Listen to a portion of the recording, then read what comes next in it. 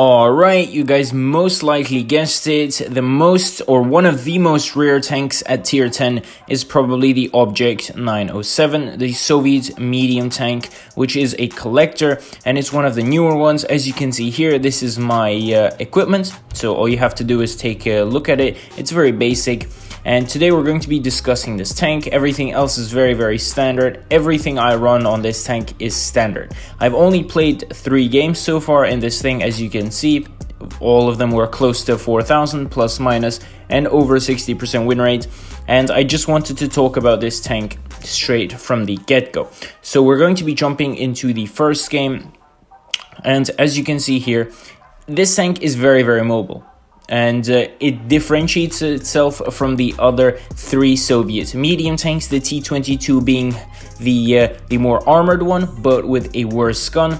The T-62 being the most armored in terms of the turret and having one of the better guns. The Object 140 being a jack of all trades. It's fast, it has decent armor, has a decent gun in comparison to the other 3. And this is the faster one. So this is the fastest one. It doesn't have the best gun. However, it does have a very good mobility, and that is what you have to use in this tank.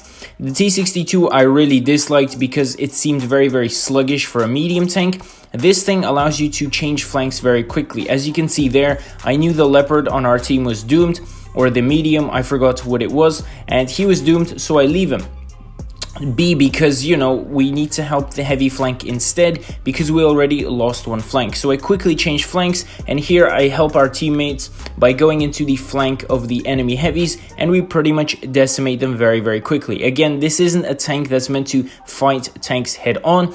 This is a tank that comes through the side or flanks them and pretty much smacks people up. Again, I came to the flanks of the heavies, and together with my teammates we smacked up the heavies, and then I came into the flank of the TDs, as you can see here, and we smacked up the TDs with no problem. Smack, and they're all pretty much dead, and now we just have to pick up the leftovers. Here I push the TVP because our teammates are pushing as well. So simple, an easy 5k game. We see one flank is collapsing, so we pretty much swap flanks. Very simple. Now again, here's another example. Some people will say the DPM is very bad. However, in comparison to the other 3 Soviet mediums, sure, it's a tiny bit worse.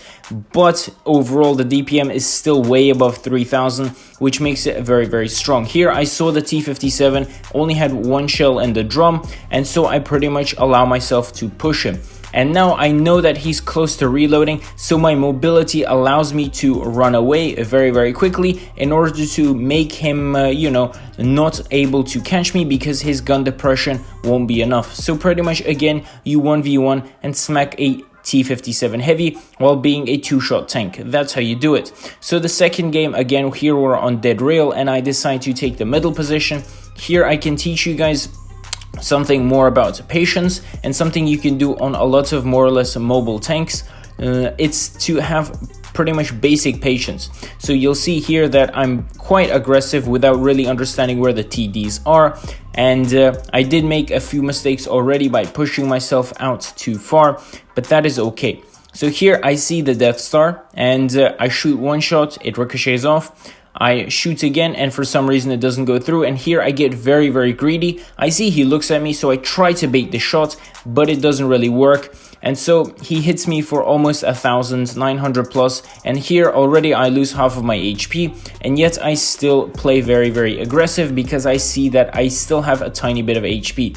So we pick up the T-57 Heavy, and here I get hit by a grill again for 600, which leaves me pretty much 1 shot for a lot of tanks on the map.